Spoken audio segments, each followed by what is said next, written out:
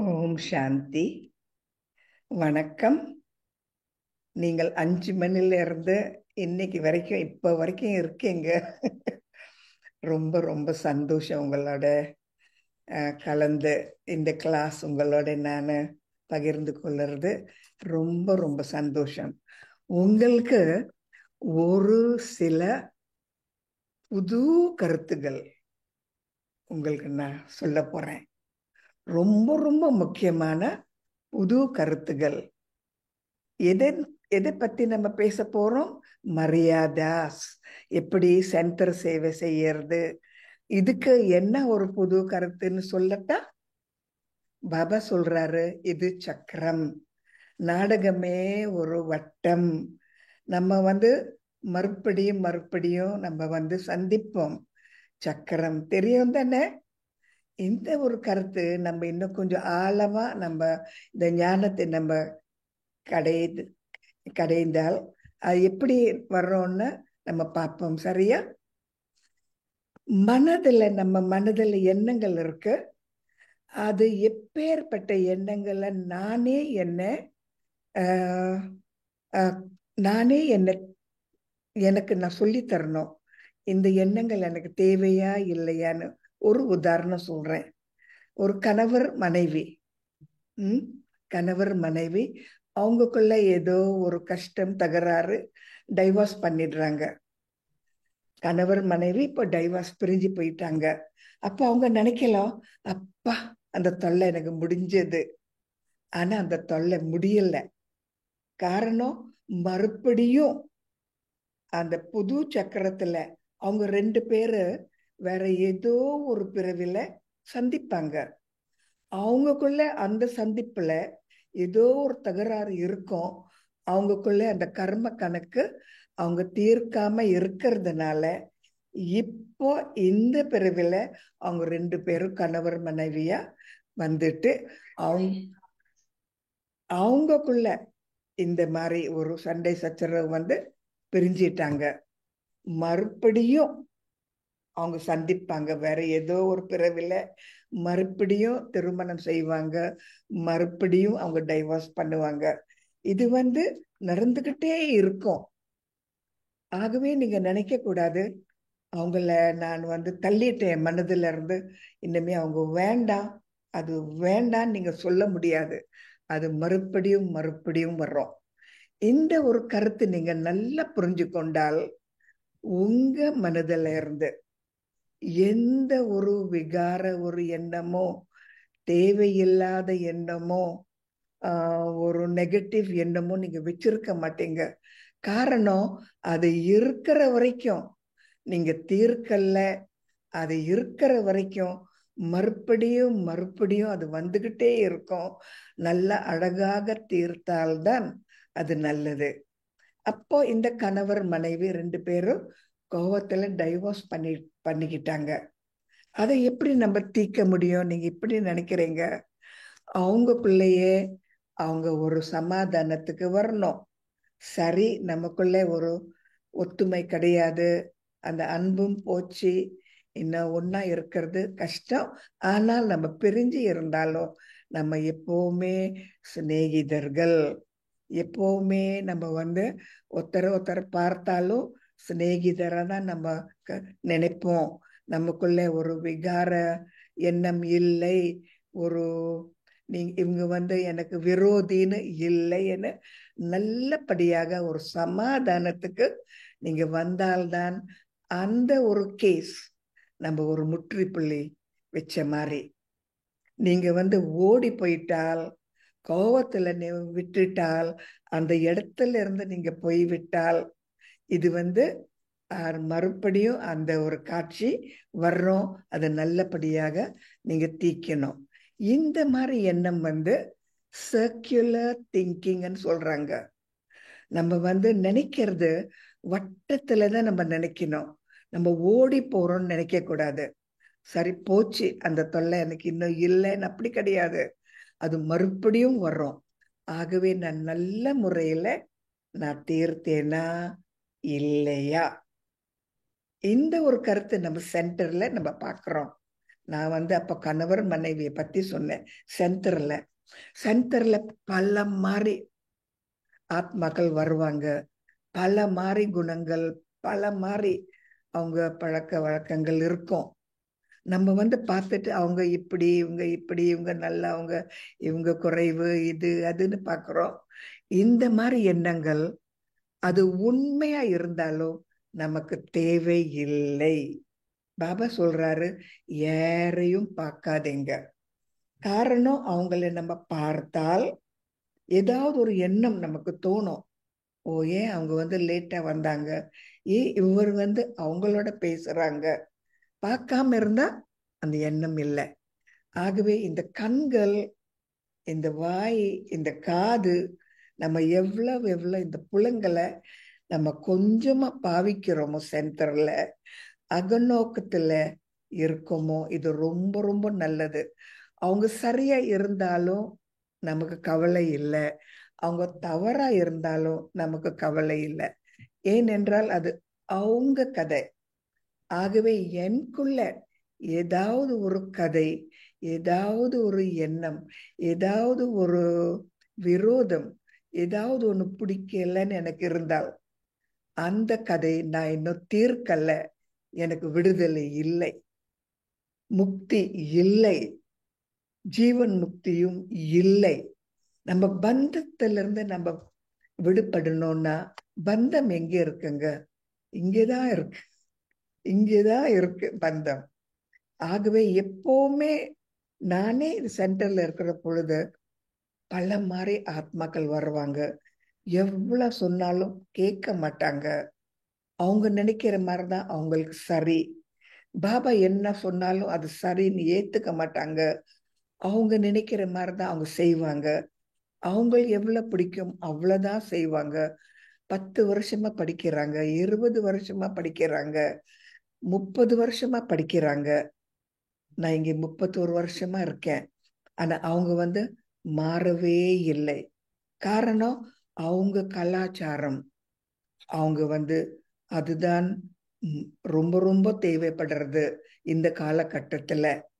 அவங்க எண்ணங்கள் ரொம்ப ரொம்ப தேவைப்படுறது அவங்க குடும்பத்தை காப்பாத்த.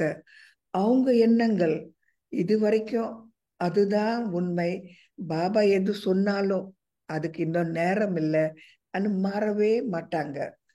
அப்ப இந்த மாதிரி ஆத்மாக்கள் ஒரு சில பேர் இருக்காங்க.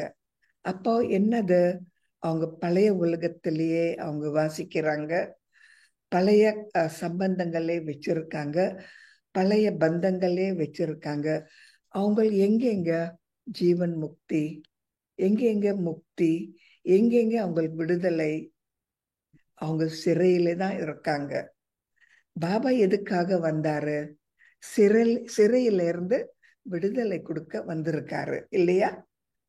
ஆனா அவங்க இன்னும் டைம் ஆகல, மக்கள் என்ன சொல்லுவாங்க, நானும் தயாரா இல்லை, இத்தனை நாள் இதே நான் பழகி எனக்கு இதுதான் பிடிச்சிருக்கு, பாபா சொல்றது நல்லதா இருந்தாலும் அதை நான் நடைமுறையில கொண்டு வர நான் தயாரா இல்லைன்னு இன்னும் பிடிவாதமா இருக்காங்க. 30 வருடம். நினைத்து பாருங்க, நம்மள சிறையில இருந்து பாபா வெளியாக்குறாரு. நம்ம என்ன சொல்றோம், எனக்கு சிறை தான் பிடிச்சிருக்குன்னு, எனக்கு சிறை தான் வேணும். ஆகவே சென்டர் வாசின்னா, சென்டர் சேவை செய்யணும்னா மரியாதைன்னு சொன்னா, மரியாதை இரு, கெட்ட பேர் கொண்டு வராதன்னு சொல்றோம் இல்லையா? அப்ப அந்த மரியாதைன்னு சொன்னா பாபா என்ன சொல்றாரு, அதுதான் மரியாதையா இருக்கிறது. பாபாக்கு நல்ல பேர் கொண்டு வர்றது மரியாதையா இருக்கிறது. நம்ம பாபா எப்படி நினைக்கிறாரோ அப்படி கொஞ்சம் கொஞ்சமா நம்ம மனதை திருப்புறது மரியாதை. பாபாக்கு நம்ம நன்றி சொல்றோம், நம்ம மாறுறோம். நான் இருக்கிற மாதிரியே இருந்துட்டேன், இன்னுமே என்னால மாற முடியலன்னு சொன்னா நான் சிறையிலேயே இருக்கேன், எனக்கு இன்னும் விடுதலை இல்லை. ஆகவே நம்ம எண்ணங்கள் பாபா எப்படி திருப்ப சொல்றாரு, வட்டத்துல திருப்ப சொல்றாரு. இப்ப நான் விரோதியா இருந்தா ஒரு காலகட்டத்துல அந்த விரோதிய சிநேகிதரை செய்யணும். அது வரைக்கும் எனக்கு விடுதலை இல்லை. ஆகவே நானே என்னுடைய எண்ணங்களை கொஞ்சம் கொஞ்சமா, இது ரொம்ப முக்கியமான கருத்து, கொஞ்சம் கொஞ்சமா யார் எப்படி இருந்தாலும் எல்லாருக்கும் நான் ஒரு சிநேகிதர். அவங்க இருக்கிற மாதிரி இருந்தாலும் அது சரிதான். அவங்க மாறுற நேரம் அவங்க மாறுவாங்க. எனக்கு எந்த ஒரு கஷ்டமும் இல்லை, எந்த ஒரு கோபமும் இல்லை, எந்த ஒரு எதிர்பார்க்கறதும் இல்லை. அவங்க நடிப்பு சரி. 30 வருஷம் அவங்க மாறலைன்னா சரி, டிராமால இது அக்யூரேட், சரியா நடக்கிறது. பாபாக்கே கவலை இல்லாம இருந்தா நான் ஒரு கருவியா இருந்து பாருங்க 30 வருஷமா அவங்க மாறலன்னு சொல்றது இது சரியா? இது உண்மையா? ஆகவே எப்படி நமக்கு விடுதலை வேணும்னு நம்ம மனதுல அந்த விடுதலை நமக்கு கொண்டு வரணும். இந்த சிறையில் இருக்கிறது ரொம்ப ரொம்ப தவறு. ஆகவே இந்த சிறையில இருந்து நான் வெளியாகணும்னா இந்த மாதிரி வட்டத்திலேயே நான் நினைக்கணும். என்னை பொறுத்த வரைக்கும் எனக்கு யாரு எது செய்தாலும் அது டிராமா பிரகாரமா அது அப்படிதான் இருக்கும். எனக்கு எந்த ஒரு பிரச்சனை கிடையாது. டிராமா பிரகாரமா அவங்க அப்படிதான் செய்வாங்க. பாபா ஏத்துக்கிறாரு. பாபாக்கு தெரியும் டிராமாவும் ரொம்ப சரியா தான் ஓடுறது. நானும் ஏத்துக்கிறேன். ஆகவே எதிர்பார்க்கறது, பிறகு அவங்களுக்கு ஒரு கோச்சிக்கிறது, தேவையில்லாத புத்திமதி சொல்லுறது, மனதில் இருந்து தள்ளறது, பிறகு ஏசுறது, பிறகு மனதுல அவங்கள பிடிக்காம இருக்கிறது, இதெல்லாம் நமக்கு தான் அது பாதிக்கிறது. காரணம் ஏனென்றால் இது நம்ம மனதுல இருக்கு. ஆகவே உங்களுக்கு விடுதலை இருக்கா இல்லையா நீங்களே உங்களை கேட்கணும். ஒரு கருவின்னா, ஒரு சென்டர், ஒரு நிவாசின்னு சொன்னா, சென்டர்ல நம்ம உண்மையா சேவை செய்யணும்னா யார பத்தியும் நல்லதோ கெட்டதோ சரியோ இல்லையோ பேசவே கூடாது, நினைக்கவே கூடாது. எதுக்காக? என்னோட சுதந்திரத்துக்கு, என்னோட முக்திக்கு, என்னோட ஜீவன் முக்திக்கு நான் சிறையிலிருந்து வெளியாயிட்டேன். பாபா சொல்றார், நீங்க பழைய உலகத்துல இருக்கீங்களா இல்லாட்டி புது உலகத்துக்கு போக தயாரா இருக்கீங்களா? உங்களுக்குள்ளேயே நீங்க நீங்க உங்களை பாருங்கள். ஆகவே இந்த சர்க்குலர் திங்கிங் மறுபடியும் மறுபடியும் அது வந்துகிட்டே இருக்கும். எது இருந்தாலும் நான் தனியா வந்தேன், தனியா போறேன். யாரு எப்படி இருந்தாலும் அது என்னோட விஷயம் கிடையாது, என்னோட கதையும் கிடையாது. அவங்க எப்படி இருந்தாலும் இது டிராமா. பாபா தான் முதலாளி, எல்லாம் அவருக்கு தெரியும். நான் சந்தோஷமா எல்லாரையும் ஏத்துக்கிறேன். இப்போ ஒரு விஷயம் இந்த பாலியில நடந்தது. ஒரு வயசான ஒரு தந்தை, அவரோட மனைவி இந்த கோவிட்ல இறந்து போயிட்டாங்க. அவருக்கு இப்ப கிட்ட 70 வயசு. அவர் ஒரு குமாரி, நம்ம சென்டர்ல இருக்கிற இன்னொரு மாதர் தான். அவங்களுக்கு திருமணம் ஆச்சு. அவங்க அவங்க கணவரோட சந்தோஷமா இல்லை. அப்போ அவங்க மேல இவர் ஆசைப்பட்டு அந்த மனைவிய அவங்க கணவரை டைவோர்ஸ் பண்ண சொல்லிட்டு இவங்க 2 பேர் திருமணம் செய்திருக்காங்க. இது ஒரு கதை, இது உண்மையா இல்லை. இவங்க 2 பேர் திருமணம் செய்தாங்க. அப்ப சென்டர்ல எல்லாரும் கேட்கிற போது இந்த கதைய அவங்க சொல்றாங்க, இது சரியில்லை. அவர் வயது 70 வயசு ஆக போறது. இந்த தாயாரும் அவங்க கணவர் இருக்கு, சந்தோஷமா திருமணம் இல்லாம இருந்தாலும் ஏன் அவரை டைவோர்ஸ் பண்ணிக்கிட்டு பிறகு இவரை திருமணம் செய்யணும்? 2வது தடவை அவரும் மனைவி இல்லாம திருமணம் செய்யணும். இந்த மாதிரி பல மாதிரி எண்ணங்கள் அவங்க இந்த ஒரு கேஸ் நான் சொல்ற பொழுது, இந்த கதை நான் உங்களுக்கு சொல்ற பொழுது அவங்க சொல்றாங்க இது சரியில்லை. அவங்க சென்டருக்கு வர்றாங்க. சென்டர்ல இருந்தே 2 பேரும் ஒண்ணா சேர்ந்து திருமணம் செய்யறாங்க. அவரும் தாத்தாவாயிட்டாரு. இவங்களுக்கும் வயசாச்சு, திருமணமும் ஆச்சு. ஏன் மறுபடியும் அவங்க திருமணம் செய்யணும்னு ரொம்ப மாறி அவங்க பேசிக்கிட்டே இருந்துட்டு என்ன பாக்குறாங்க. நான் என்ன செய்வேன், நான் எப்படி ஒரு ரியாக்ஷன் கொடுக்கறேன்னு. என்னை பொறுத்த வரைக்கும் யாரு எது செய்தாலும் நம்ம எண்ணம் போல அது சரியில்லைன்னு நினைக்கலாம். ஆனா டிராமால அது நிச்சயப்பட்டிருக்கு. டிராமால அது ஏதோ ஒரு கதை இருக்கு.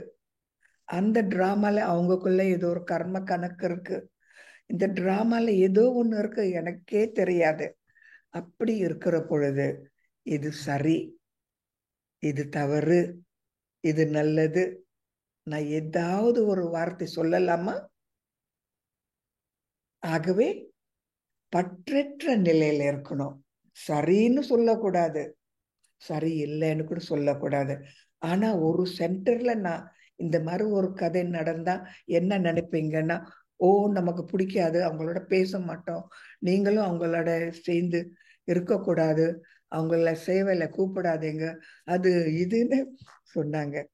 ஆனா சர்க்குலர் திங்கிங், வட்டத்துல வட்டமா நம்ம எண்ணங்கள் வச்சுக்கிட்டே இருந்தா, இப்ப நான் விரோதியா இருந்தா அவங்களுக்குள்ள என்ன கர்ம கணக்கு என்ன தீக்கணுமோ, அவங்களுக்குள்ள என்ன கர்ம கணக்குங்கள் இருக்கோ, நம்ம நினைக்கிறோம் 2 பேரும் 2வது திருமணம் செய்யறாங்க, அதுவும் பிரம்மகுமாரிஸ்ல நினைக்கிறாங்க. இந்த ஒரு கேள்வி நான் சென்டர்ல கேட்கிற பொழுது அவங்க எல்லாம் முடியாது முடியாதுன்னு சொன்னாங்க. நான் சொன்னேன் எதுவுமே முடியாதுன்னு இல்ல, டிராமால இருந்தா அது முடியும். அது சரியா இல்லையா தெரியாது, டிராமால அது நிச்சயப்பட்டிருக்கு, அது உண்மை. இது நான் ஏன் உங்களுக்கு இந்த கதை சொல்றேன்னா, நம்ம நீதிபதியா இருந்து அவங்க சரியா இருக்காங்க, இவங்க சரியில்லை, இவங்க நல்லவங்க, இவங்க கூடாதவங்க, அது இதுன்னு தேவையில்லாத அபிப்பிராயம் நம்ம மனதில போட்டுக்கிட்டு நம்ம சிறையிலேயே இருக்கோம். நம்ம எண்ணங்கள் நமக்கே ஒரு சந்தோஷம் கொடுக்கறது போலி சந்தோஷம். இது உண்மையான சந்தோஷம் கிடையாது. அவங்க நல்லா இல்லை, இவங்க சரியில்லை, இவங்க தவறு, இவங்க பொல்லாதவங்க, இது அதுன்னு போலி வேஷம் போட்டு நான் என்னோட மனதை நான் ஒரு திருட்டுத்தனமா எனக்கு ஒரு சந்தோஷம் நான் கொடுக்குறேன். பாபா யார பத்தியும் இவங்க தவறுன்னு சொல்லல, இது வரைக்கும் சொல்லல. அவங்க பாகம் அவங்க நடிக்கிறாங்க. ஆகவே சென்டர்ல இருக்கிற பொழுது நீங்கள் பிரம்மகுமாரிஸ் அந்த ஒரு முரளியில என்ன சொல்றாரு, அது திருப்பி அந்த ஒரு வார்த்தைய அந்த ஒரு முரளிய நீங்க படிக்கலாம், 2 வாட்டி படிக்கலாம். நான் என்ன சொல்லுவேன், நான் மறுபடியும் படிக்கிறேன், இது நல்ல கருத்து, கேளுங்க என்று சொல்லுவேன். காரணம் அந்த கருத்துல ஏதோ ஒரு பாடம் இருக்கு. நான் மறுபடியும் இந்த ஒரு கருத்தை நான் படிக்கிறேன், நல்லா கேளுங்க. அப்ப அவங்க கேட்டுட்டு அதை ஏத்துக்காம இருந்தா அவங்க கதை. அவங்க கேட்கல, எப்படி நான் இந்த பாயிண்ட அவங்களுக்குள்ள திணிக்கணும், அப்படி கிடையாது. யாருக்குள்ளேயோ எந்த பாயிண்ட்டும் நம்ம திணிக்க முடியாது. அவங்கவுங்க நடிக்கிறது அவங்கவுங்க நடிப்பாங்க. ஆகவே என்னை பொறுத்த வரைக்கும் இத்தனை ஆத்மாக்களை பார்க்கிற பொழுது யாரும் சரி சரியில்லைன்னு இல்லை. எனக்கும் ரொம்ப காலமா ஒரு தேவையில்லாத எண்ணங்கள் இருந்தது. சீனியரா இருந்தோம் இந்த மாதிரி செய்யறாங்களே, சீனியரா இருந்தோம் இப்படியும் நடக்குமா, சென்டரா இருந்து இதுவும் நடக்குமா, இந்த மாதிரி தேவையில்லாத எண்ணங்கள் எனக்கு இருந்தது. இப்போ நான் அதை நினைச்சு பார்த்தால் என்னோட கதை கிடையாது, என்னோட சம்பந்தமும் கிடையாது. தேவையில்லாம அங்கே இருக்கிற சூழ்நிலை, அங்கே இருக்கிற மனிதர்களை பார்த்து எங்குள்ளே கொண்டு சரி சரியில்லைன்னு நான் சொல்றது, என்னோட சந்தோஷத்தையே நான் வீசிடுறேனே, என்னோட சந்தோஷத்தையே நான் தொலைச்சிடுறேனே. இது சரியா, எனக்கு விடுதலையா? ஆகவே பாபா சொல்றாரு, பற்றற்ற நிலை. பற்றற்ற நிலை காரணம், நான் எது பார்த்தாலும் வாழ்த்தணும். இதுதான் என்னோட கதை. இப்ப பாருங்க, ஒரு ஒரு ஜடமூர்த்தி கோயில்ல இருக்கு. ஒரு ரொம்ப மோசமான ஒரு மனிதன் வந்தாலும் அவர், தேவி என்னை வாழ்த்துங்க, கருணை காட்டுங்கன்னா காட்டுவாங்க. அந்த ஒரு ஜட மூர்த்தி இப்ப நீங்கள் வாழ்த்தணும். ஓ, இவங்க கெட்டவர், எப்படி நான் வாழ்த்துவேன்? அவரோட பாகம் அவர் நடிக்கிறாரு. பாபா எல்லாத்துக்கும் இருக்காரு. கர்ம கணக்குன்னு ஒண்ணு இருக்கு. அந்த கர்ம கணக்கே அவங்க கணக்கே நல்ல முறையில தீர்க்கும். எனக்கும் அவங்க கர்ம கணக்குல ஒரு சம்பந்தம் கிடையாது. அப்படி இருக்கிற போது நானு ஒரு கருவி. எல்லாருக்கும் நான் வாழ்த்தணும்னா என்னோட சிறையில இருந்து நான் வெளியாகணும். ஆகவே இந்த ஒரு முக்கியமான கருத்து இதுவரைக்கும் நான் யாருக்கூடைய நான் பகிர்ந்து கொள்ளல, சொல்லவே இல்லை. இது ரொம்ப முக்கியமான ஒரு கருத்து. இந்த கருத்து மூலமா நமக்கு விடுதலை கிடைக்கும். நம்ம நினைக்க கூடாது எதுனால அவங்க இப்படி இருக்காங்கன்னு. இல்லை, 30 வருஷமா இருந்தாலும் அவங்க டைம் வரலன்னு அவங்க மாற மாட்டாங்க.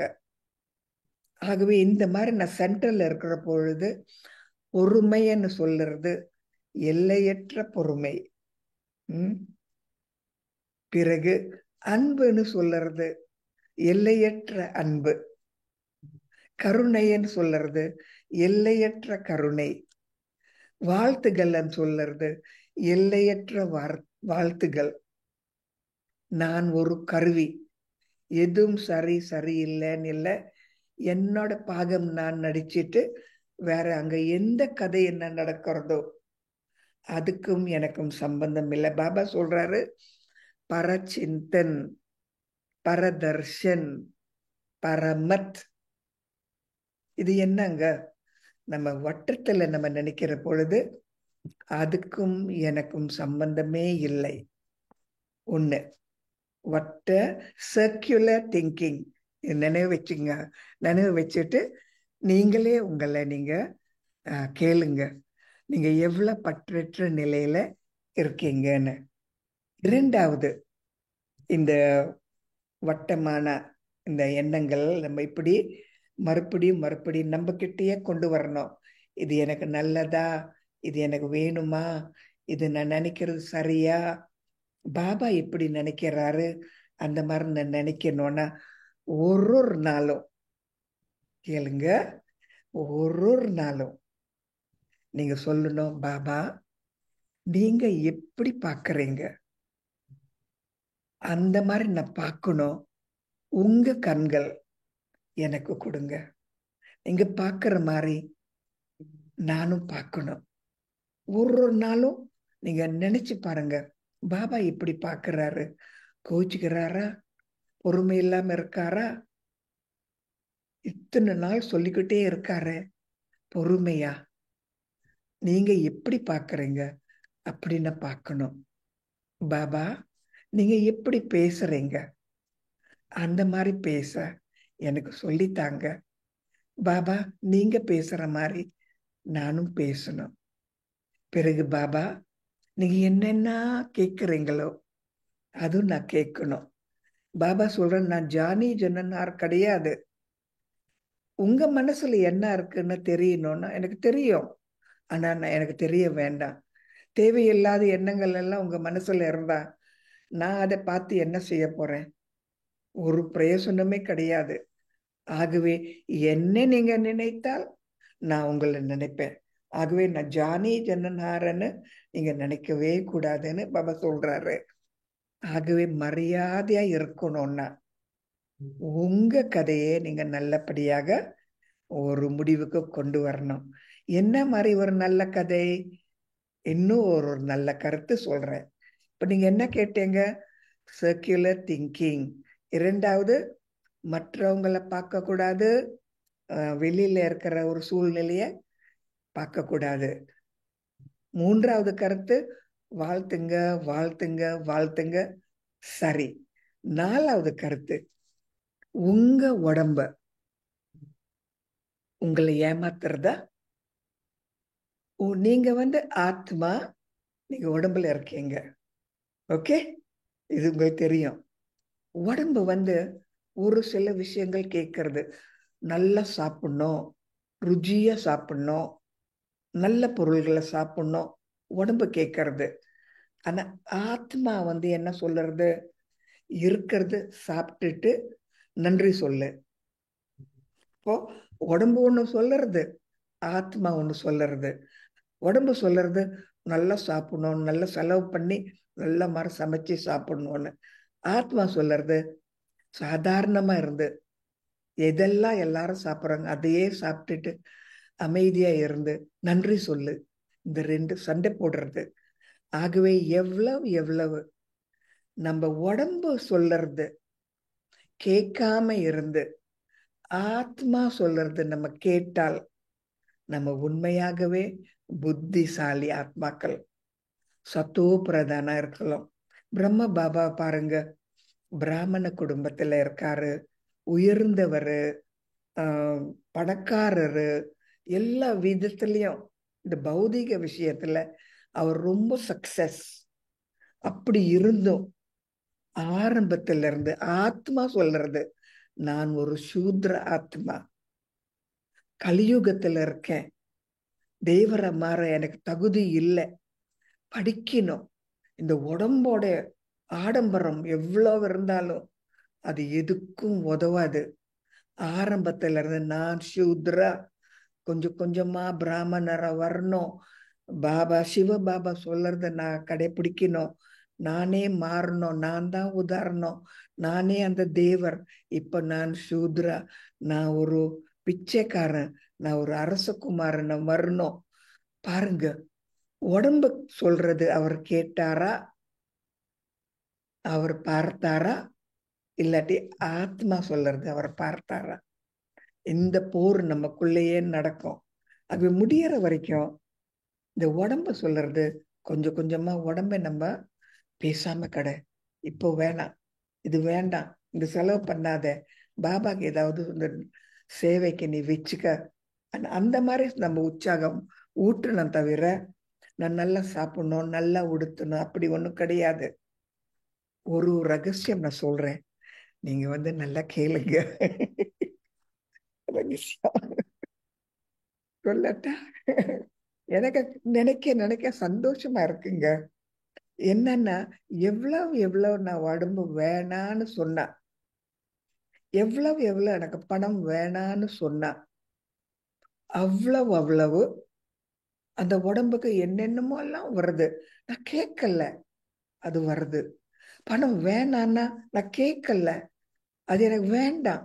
நான் சென்டர்ல இருக்கேன், எல்லாமே சென்டர்ல எல்லா வசதிகள் இருக்கு, பணம் வருது. ஆகவே எதை நம்ம திரட்டுறோமோ, நம்ம விரட்டுறோமோ, இல்ல நம்ம அதை தேடுறோமோ, அது தூரமா தான் போகும். அது எனக்கு தேவையில்லை. அது எல்லாமே கூட நான் சந்தோஷமா இருப்பேன்னா அது நம்மள தேடி வர்றோம். இது ஒரு ஆன்மீக கருத்து.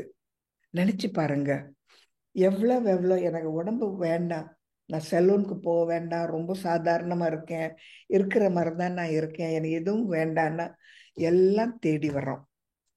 எனக்கு இது வேணும், அது வேணும், இப்படி இருக்கணும், இந்த மாதிரி கட்டில் வேணும், இந்த மாதிரி நாற்காலி வேணும்னு நம்ம நினைச்சா அதெல்லாம் நம்ம கிட்ட இருந்து ஓடி போகும். ஆகவே நீங்க எதை நீங்க அட்ராக்ட் பண்றீங்க, எதை நீங்க உங்க பக்கம் இழுக்கிறீங்க? பணத்தை இழுக்கிறீங்களா, ஆசீர்வாதத்தை இழுக்கிறீங்களா, பிறகு வசதிகளை இழுக்கிறீங்களா, இல்லாட்டி வேண்டான்னு சொல்லிட்டு அது தன்னாகவே நான் இருக்கேன் நான் இருக்கேன் என்ன பாவீங்கன்னு சொல்றதா? நீங்க கருத்துங்களை இருக்கிற பொழுது இந்த மாதிரி பல ரகசியங்கள் எல்லாம் உங்க வாழ்க்கையில நீங்க அனுபவம் செய்வீங்க. இதெல்லாம் உண்மையான ஒரு அனுபவத்தினாலதான் நான் சொல்றேன். ஆகவே யாரும் நடிக்கிறது எப்படி நடிச்சாலும் அது எனக்கு பிரச்சனை கிடையாது. நான் ஒரு நீதிபதி கிடையாது, அவங்க செய்யறது செய்வாங்க. என்னை பொறுத்த வரைக்கும் சொல்லணும், படிப்பிக்கணும், நான் ஒரு உதாரணமா இருக்கணும், அவ்வளவுதான். எதிர்பார்க்கறது வேண்டாம். இரண்டாவது, என்னோட கதையை நான் நல்லபடியாக ஒரு முடிவுக்கு கொண்டு வரணும். இல்லாட்டி நான் அது மறுபடியும் அது என்னோட சண்டைக்கு வர்றோம். ஆகவே என்னோட சிறையில இருந்து நான் வெளியாகணும். எனக்கு முக்தி வேணும், ஜீவன் முக்தி வேணும். நாலாவது, என்னோட நாலாம் பக்கம் இருக்கிற ஒரு கலாச்சாரமும் மக்களும் ஏதோ நினைக்கிறாங்க. ஆனா நான் இப்ப பழைய உலகத்துல இல்லையே, புது உலகத்துக்கு தானே போறேன். நான் ஒரு புது மனிதன்னு நானே என்னை பத்தி நினைக்கணும். பிறகு கடைசி இது, என்னோட பிள்ளைங்கள் எனக்கு கொலைப்படி செய்யறதா, அதை நான் கேட்கிறேன்னா, இல்லாட்டி நான் கேட்காம அதே என்னை தேடிக்கிட்டு வருதா. என்னை தேடிக்கிட்டு வந்தா பிரச்சனை கிடையாது. ஒரு சென்டர்ல நிறைய பணம் குமிச்சு குமிச்சு கிடக்கு. ஒரு சென்டர்ல ரொம்ப கஷ்டப்படுறாங்க தேட. எப்படின்னு எனக்கு தெரியல. ஆனா நம்ம கொஞ்சம் சுய சோதனையும் செய்யலாம். ஆகவே பாபா தவிர எனக்கு யாரும் இல்லை. இந்த உடம்பு கொஞ்ச நாளைக்கு தான் இருக்கும். ஆகவே உடம்பு சொல்லுறது நான் கேட்க மாட்டேன். மற்றவங்களை பத்தி அவங்க சரி இல்லைன்னு இத்தனை நாள் நினைத்தது நான் மன்னிப்பு கேட்டுடுறேன். நான் முந்தி நினைச்சேன் அவங்க சரியில்லை, இவங்க சரின்னு. மன்னிப்பு கேட்டுடுங்க. உங்க கர்ம கணக்குக்கு நீங்க ஒரு முற்றுப்புள்ளி போடணும். சந்தோஷமா நீங்க செய்யுங்க. கடைசி கருத்து உங்களுக்கு ஒண்ணு சொல்லணும். நம்ம மனிதர்களோட பிசினஸ் செய்தோம். அம்மா, அப்பா, அக்கா, தங்கச்சி, அக்கம் பக்கம், பாஸ், வேலைக்கு போற இடத்துல, கவர்மெண்டோட எவ்வளவோ நம்ம உத்தியோகம் செய்தோம். இப்ப ஒரே ஒரு வாட்டி 5000 வருடத்துல பாபாவோட பிசினஸ் செய்யறோம். நம்ம பாபாவோட பிசினஸ் செய்தா ஒண்ணுக்கு ஒண்ணு பதில் இல்லைங்க, ஒண்ணுக்கு 1000. இந்த பிசினஸ் எனக்கு புரியறதா? ஒண்ணுக்கு 1000. உதாரணம், நான் ஒரு உதாரணம் சொல்றேன். இது எங்கேயோ நடக்கலாம். இப்போ யாரோ ஒரு பிகே கிட்ட நான் சொல்றேன், சிஸ்டர் எனக்கு ஒரு நல்ல ஒரு டிஷ்யூ பாக்ஸ் பாபா மேஜையில் என்ன வைக்கணும், டிஷ்யூ வைக்க ஒரு பாக்ஸ் நீங்க வாங்கிட்டு வாங்கன்னு சொல்றேன். இந்த மாதிரி ஒரு 10 பேர்கிட்ட நான் சொன்னேன் எனக்கு டிஷ்யூ பாக்ஸ் வேணும்னு. இது ஒரு கதை தான், உண்மை கிடையாது. 10 பேரு 10 மாதிரி டிஷ்யூ பாக்ஸ் கொண்டு வர்றாங்க.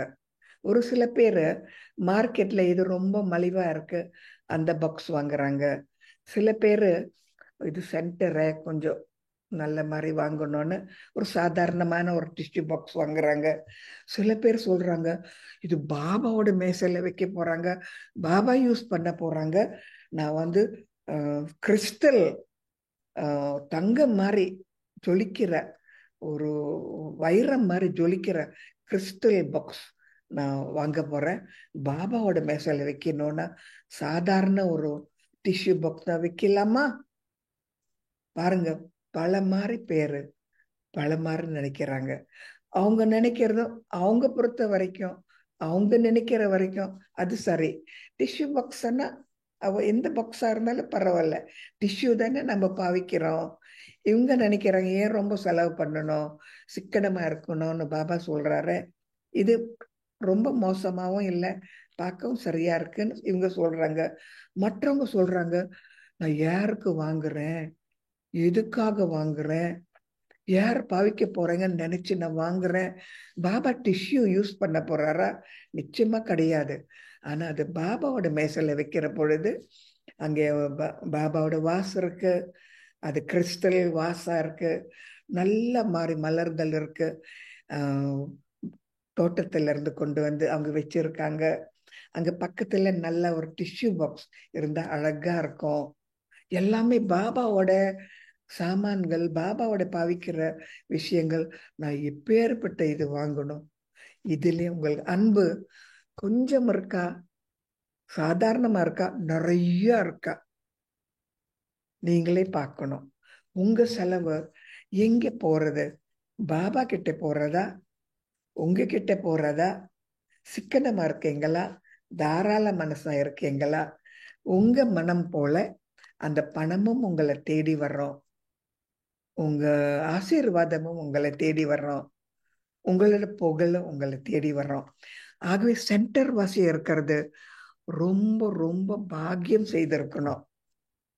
ஏனென்றால் கடவுளுக்கு உடம்பு கிடையாது, அசீரரி. ஆனால் அவரோட அவரை அவரோட பேர்ல என்ன இங்க வச்சிருக்காரு. எவ்வளவு பாக்கியம் செய்தேன், எவ்வளவு பாக்கியம் செய்தேன். ஆகவே நான் அவரை காட்டுறேன்னா அந்த அன்பு எனக்கு அவருக்கு இருக்கா? எப்படி காட்டுறேன்? பாபா எங்க டிஷ்யூ பாக்ஸ் யூஸ் பண்ண போறாரு, எங்க பாபா வந்து கையிலஞ்சி யூஸ் பண்ண போறாரு. சாதாரண துணிமணி அங்க வச்சாலும் பரவாயில்ல பாபாக்கு கையிலஞ்சி.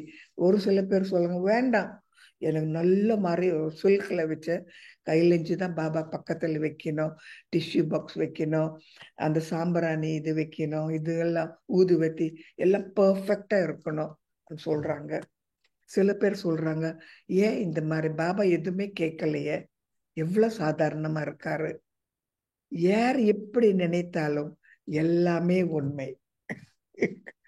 ஆனா உங்க மனம் என்ன சொல்லுறது, அதுதான் நீங்க உங்க கதை. தெரிஞ்சதா?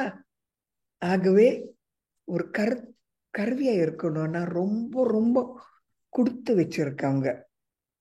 நான் ஒண்ணு சொல்றேன்.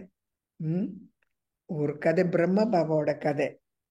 ஒரு நியூஸ் பேப்பர் ஒரு முதலாளி, அவர் வந்து செய்தி எல்லாம் அந்த நியூஸ் பேப்பர்ல போட்டு விற்பார். அந்த நியூஸ் பேப்பர் பிரம்ம பாபா இருக்கிற நேரம் அவர் பிரம்மகுமார் கிடையாது. அவர் அந்த நியூஸ் பேப்பர்ல அவர் தேவையில்லாத செய்தியெல்லாம் பிரம்மகுமாரிசை பத்தி போடுவாராம். ஒரு நாளும் இவங்க சரியில்லை, இவங்க பிரம்மகுமாரிசன் சொல்றாங்க, அவங்க செய்யறதெல்லாம் எந்த ஒரு சாஸ்திரத்திலையும் இல்லை, அது இதுன்னு கதை போட்டுக்கிட்டே இருந்தார் நியூஸ் பேப்பர்ல. அங்க இருக்கிற மக்கள் எல்லாம் அந்த நியூஸ் பேப்பர் படிப்பாங்க. அப்ப ஒரு சில பேர் பிராமணர்கள் பிரம்ம பாபா கிட்ட வந்து சொன்னாரு, பாபா அவர் இந்த மாதிரி எல்லாம் எழுதுறாரு, போய் அவர்கிட்ட பேசலாமா, அவரை நம்ம என்ன செய்யறோம்னு சொல்லலாமான்னா பிரம்மா பாபா சொன்னாரு, வேண்டாம், நமக்கு ஞானம் இருக்கு, உண்மை என்னன்னு நமக்கு தெரியும், அவருக்கு ஞானம் இல்லை, அவருக்கு உண்மை தெரியாது, விட்டுடுங்க, அவரும் நம்ம சகோதரர், அவரும் நம்ம சிநேகிதர், அவரும் நமக்கு தேவை, விட்டுடுங்கன்னு சொன்னாரு. சோ இதே மாதிரி கொஞ்ச நாள் நடந்துகிட்டே இருந்தது, கொஞ்சம் வருஷம்.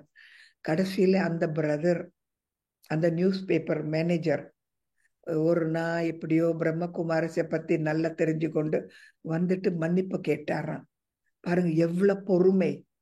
திடீர்னு நம்ம வந்து சரியாக்கணும்னா, திருத்தணும்னா தேவையில்லை. அவங்க மனம் அந்த சமயம் மாறணும்னா அவங்க மாறுவாங்க. நமக்கு என்ன ஞானம் இருக்கு, நமக்கு தெரியும் உண்மை, அவங்களுக்கு ஞானம் இல்லை, தெரியாது, விட்டுடுங்க. ஏன் அதை பத்தி நீங்க நினைக்கிறீங்க? அது வெளியில இருக்கிற சூழ்நிலை. நீங்க என்ன நினைக்கிறீங்க?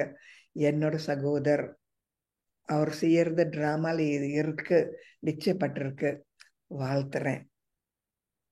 ஆகவே வெளியில சரியா இல்லையான்னு கதையே இல்லை. நீங்க அது சரியா இல்லையான்னு கருதுறீங்களா, நினைக்கிறீங்களா? நீங்க தான். ஆகவே பிரம்மகுமாரி சொன்னா 100க்கு 100% நீங்களே பொறுப்பாளி. உங்க கர்ம கணக்குல, உங்க ஒரு சம்பந்தம் பாபாவோட சம்பந்தத்துல நீங்களே 100க்கு 100% பொறுப்பாளி. ஆகவே நீங்க பாபா கிட்ட சொல்லக்கூடாது, அவங்கனாலதான், இதனாலதான், உடம்புனாலதான், எதுவுமே சொல்ல முடியாது. கர்ம கணக்கு அதோட பாகம் அதை நடிக்கும், டிராமா போற மாதிரி போகும். என்னோட பாகம் பற்றற்ற நிலையில நிறைய அன்பா, நிறைய ஆசீர்வாதமா இந்த வட்டத்துல நான் நினைத்து நினைத்து நான் எது செய்தாலும் எனக்கு விடுதலை வேணும். நான் சிறையில வேண்டாம், எனக்கு மர்டேக்கா எனக்கு வேணும், நான் விடுதலை எனக்கு வேணும், முக்தி வேணும். பாபா தவிர எனக்கு யாருமே இல்லை. புது உலகத்துக்கு போறேன். நான் சூத்திரன் கிடையாது, ஒரு தேவர். நீங்க என்ன செய்தாலும் அங்க சூழ்நிலை எப்படி இருந்தாலும் பிரச்சனையே இல்லை. ஒரு வாட்டி கடவுளோட பிசினஸ் செய்யறேன், இந்த வாய்ப்பை நான் விட்டுட்டா ஒண்ணுக்கு ஒண்ணுதான் கர்ம கணக்கு பிரகாரமா நடக்கும். ஆனா இப்ப பாபாவோட நான் பிசினஸ் செய்தா ஒண்ணுக்கு 1000. இதையும் விட்டுட்டா நான் ஒரு புத்திசாலியா? எனக்கு ஞானம் புரிஞ்சதா? எனக்கு ஞானம் தெரியுமா? எப்படி? என்ன நினைக்கிறீங்க? இது இன்னும் ரொம்ப இருக்கு பாருங்க. இதெல்லாம் ஆழமான கருத்துங்கள் நான் உங்ககிட்ட சொல்லியிருக்கேன். வட்டமா நினைக்கிறது, யாரை பத்தியும் நீங்க நீதிபதியா இருக்கக்கூடாது, கேவலமா நினைக்க கூடாது, சூழ்நிலை நடக்கிறது நடந்தே தீரும், என்னோட உடம்ப என்ன கொஞ்சம் அடிமையா வச்சிருக்கணும், ஆத்மாதான் முதலாளி. பிறகு நான் கண்கள் மூலமா, வாய் மூலமா, காதுகள் மூலமா, செயல் மூலமா பாபா என்ன செய்வாரு அதே எனக்கு வேணும். அதுதான் என்னோட வேண்டுகோள். எப்பவுமே பாபா நீங்க நினைக்கிற மாதிரி நான் நினைக்கணும், பார்க்கிற மாதிரி நான் பார்க்கணும், நீங்க காட்டுற பாதை அங்கேதான் நான் நடப்பேன். பாபா நீங்க இல்லாம நான் இல்லை, நீங்களும் நானும் ஒண்ணு, பிரிவுன்னு சொல்றது கிடையாது. கம்பைன்டு ஃபார்ம், காம்பினேஷன், ஒன்னா சேர்ந்திருக்கோம். ஒரே ஒரு தடவை நானும் கடவுளும், பாப் தாதா, நானும் சிவபாபா, 2 பேரு ஒண்ணு. ஒண்ணுன்னு சொல்லலாம், ரெண்டுன்னு சொல்லலாம், 2 இல்லைன்னு சொல்லலாம், ஒண்ணு இல்லைன்னு சொல்லலாம். எப்படி சொன்னாலும் அன்பு இருக்கிற நேரம், அன்பு இருக்கிற இடத்துல ரெண்டும் ஒண்ணு, ஒன்னும் ரெண்டு. ஓகே. அப்போ நீங்க கருவியா இருக்கிற பொழுது இது ரொம்ப ஆழமான விஷயம். ரொம்ப ஆழமா நினைக்கிறவங்க தான் இந்த மாதிரி ஞானத்தை நீங்க கடையெல்லாம் சென்டரை கூட நீங்க நல்லா பார்த்துக்கலாம். அங்க உற்சாகமா இருங்க, யாரை பத்தியும் பேசாதீங்க, நினைக்காதீங்க. உங்களை பத்தியே நீங்க நினைத்து நல்ல முன்னேறுங்க. ஜொலிக்கணும் வைரம் போல. வைரங்களும் உங்களை தேடி வரணும். சரியா? ஓம் சாந்தி. எனக்கு ரொம்ப சந்தோஷமா இருக்கு உங்களோட பேச. நீங்கெல்லாம் நல்லபடியாக கருவிங்களை வரணும்னு என்னோட ஆசீர்வாதம். ஓம் சாந்தி. மிக்க சந்தோஷம்.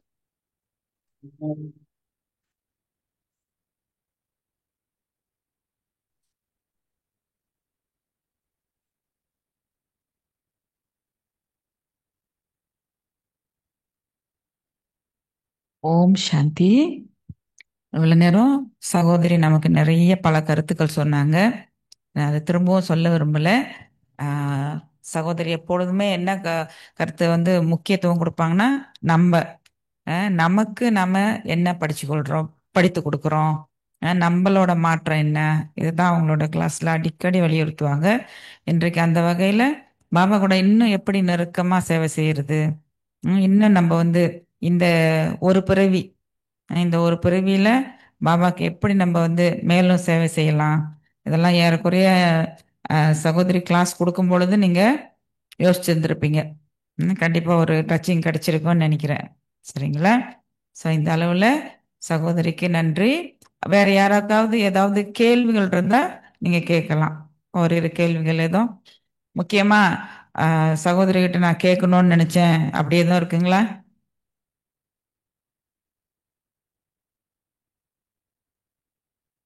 கேள்வி எல்லாம் இல்லாம போயிருச்சா? சாந்தி இருக்காங்க.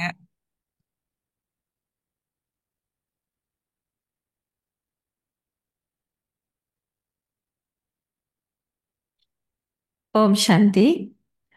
சிஸ்டர், இப்போ வேலை செய்கிறவங்க எப்படி பாபாவோட சேவையும் அந்த லௌகீக வேலையும் நம்ம சமநிலை வகிக்கிறது? ஏன்னா இப்போ இருக்கிற காலகட்டத்தில் லௌகீக வேலையில் அதிக எதிர்பார்ப்பு இருக்கு. சில சில சமயம் நம்ம தூங்காம கூட வேலை செய்யக்கூடிய சூழ்நிலைலாம் இருக்கு. ஸோ அந்த மாதிரி சூழ்நிலையில எப்படி நம்ம சமநிலை வகிக்கிறது? வேலையும் விடக்கூடிய சூழ்நிலை இல்லை, வேலை செஞ்சு தான் ஆகணும். எப்படி பேலன்ஸ் பண்றது சிஸ்டர்? இதை பத்தி கொஞ்சம் கருத்து சொல்ல முடியுங்களா? சரி, ரொம்ப சந்தோஷம்.